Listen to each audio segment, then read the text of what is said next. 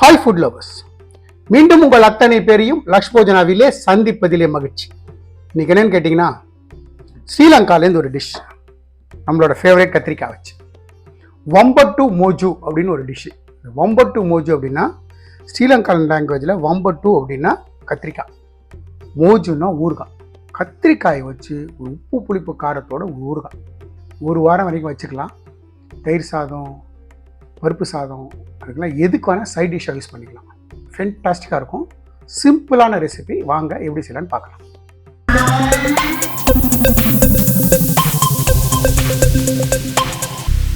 இப்போது நான் கிட்டத்தட்ட ஒரு 1/4 கிலோ கத்திரிக்காய் வாங்கி இந்த மாதிரி ஒரு கத்திரிக்காயை 4 ஆக்கி வச்சுருக்கேன்.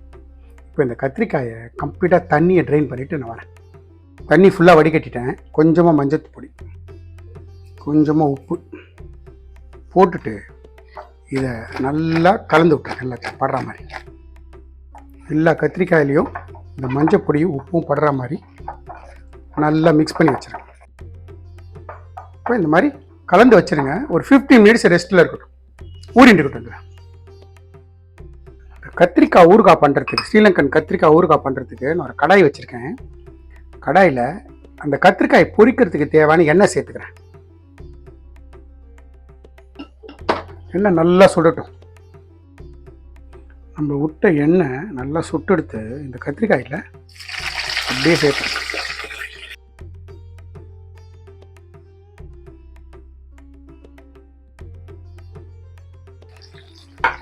நான் ஒரு பேட்ச் போட்டுக்கிறேன்.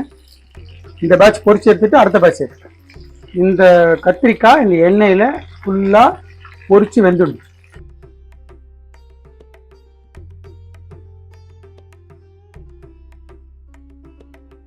இந்த சலசலப்பு அடங்கிடுத்துன்னா ஃபுல்லாக வெந்துடுத்துன்னு அர்த்தம்.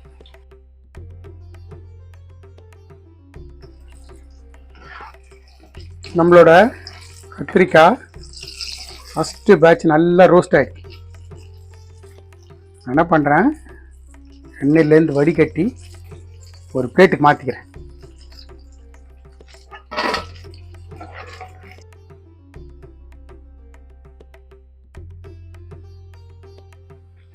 இந்த பேலன்ஸ் அடுத்த பேட்ச் இருக்குல்ல, இந்த சாப்பிட்டு பகுதி உள்ள வை, சீக்கிரமாக வேகும்.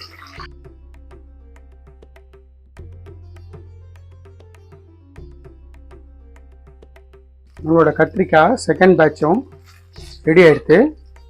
எண்ணெயிலேருந்து எடுத்து தட்டுக்கு மாற்றிக்கிறேன். இந்த மாதிரி எண்ணெயில் கம்ப்ளீட்டாக பொரிச்சு எடுத்து வச்சுருங்க. இந்த கத்திரிக்காய் ஊறுகாய் செய்கிறதுக்கு நான் சின்ன வெங்காயம் ஒரு 4 சின்ன வெங்காயம் எடுத்துட்டுருக்கேன். அதை ஸ்லைட்டாக இடிச்சிருங்க. இந்த மாதிரி இடிக்கிறது இல்லைன்னா மிக்சியில் போட்டு எடுத்துங்க, தப்பு இல்லை.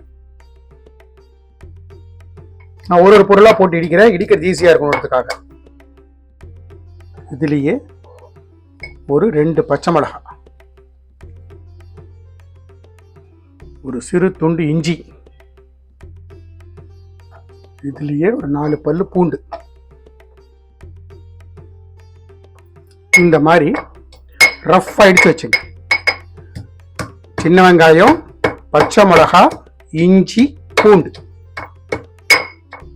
நான் இப்போ பண்ணுறதுக்கு, இப்போ நான் எடுத்துக்கிற அந்த 1/4 கிலோ கத்திரிக்காய்க்கு நான் இதெல்லாம் பண்ணியிருக்கேன். நீங்கள் நிறைய குவான்டிட்டி செய்கிறீங்கன்னா அதுக்கேற்ற மாதிரி ப்ரொப்போர்ஷன் இன்க்ரீஸ் பண்ணிக்கேன்.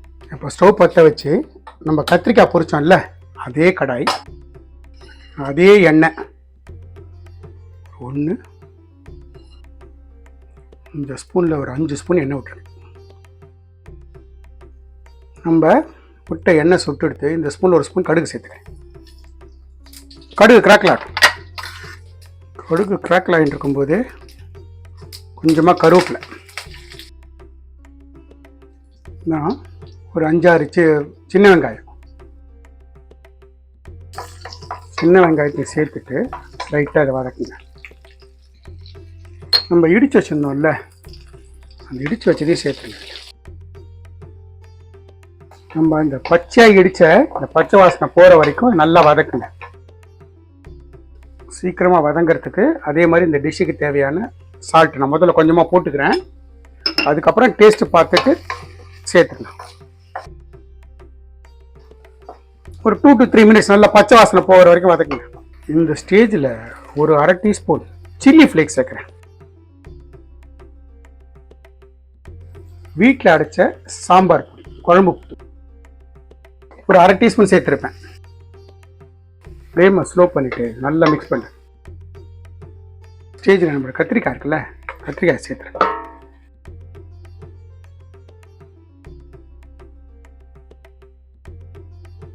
ஸ்டேஜில் கொஞ்சமாக சர்க்கரை, அந்த உப்பு புளிப்பு காரத்தெல்லாம் பேலன்ஸ் பண்ணுறதுக்கு. இந்த ஸ்டேஜில் என்னென்னா அவங்கள பொறுத்த மட்டும் வினிகர் சேர்ப்பாங்க. ஒன்று வினிகர் சேர்க்கலாம், இல்லை லைம் ஜூஸ் சேர்க்கலாம், இல்லைன்னா புளித்தண்ணி சேர்க்கலாம். நான் இப்போது புளித்தண்ணி சேர்க்குறேன்.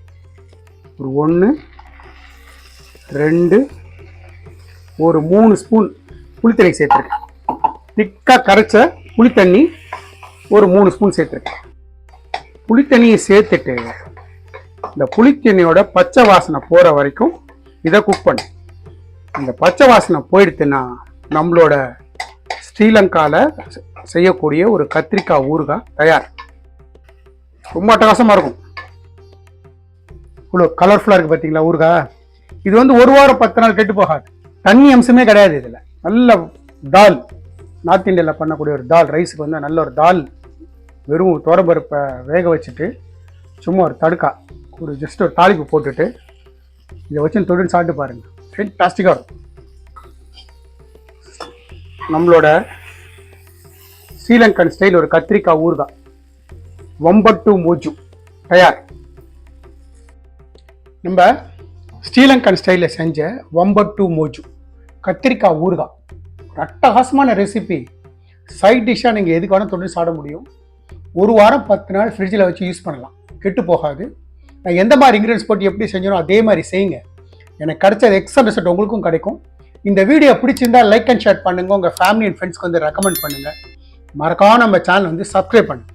அப்படி சப்ஸ்கிரைப் பண்ணும்போது பெல் ஐக்கானை கிளிக் பண்ண மறந்துடாது. லக்ஷ்போஜனா சேனலுக்காக ஒரு வாட்ஸ்அப் குரூப் கிரியேட் பண்ணியிருக்கோம்.